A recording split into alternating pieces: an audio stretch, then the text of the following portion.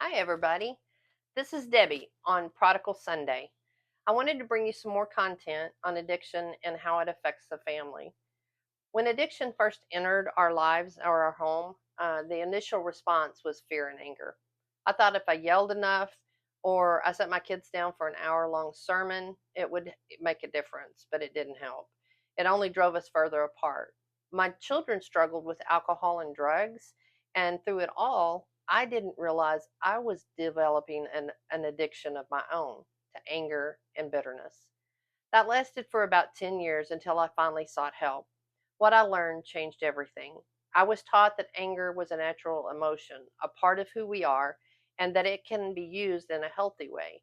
Anger itself is just a symptom. Underneath are other emotions that keep it fueled or alive.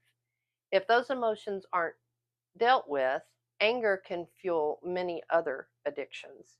At first, I couldn't even identify what I was feeling. I was only angry. But the person that was helping me introduced me to a concept of the emotional iceberg. There's a there's an image online that shows an iceberg with anger as just the tip of the surface. Below the waterline are all the deeper emotions, the hurt, the sadness, the shame, the guilt. When I looked at the iceberg, I could finally recognize the emotions I was feeling beneath my anger and deal with them. That was the turning point. I began to face each emotion honestly and work through them one by one.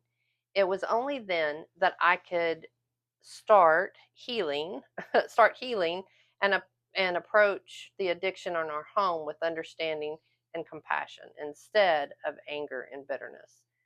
Guys, I don't know if this you can relate to any of this, but if you can, what I'd like for you to do is go to that emotional iceberg. You can find it on soberx.com. Scroll down to where it talks about some things. You'll find it. You'll find the emotional iceberg on that website.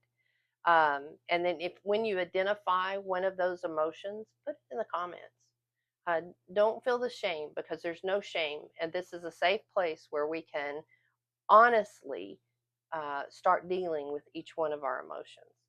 Guys, I look forward to next week on Prodigal Sunday. Thanks and have a good week.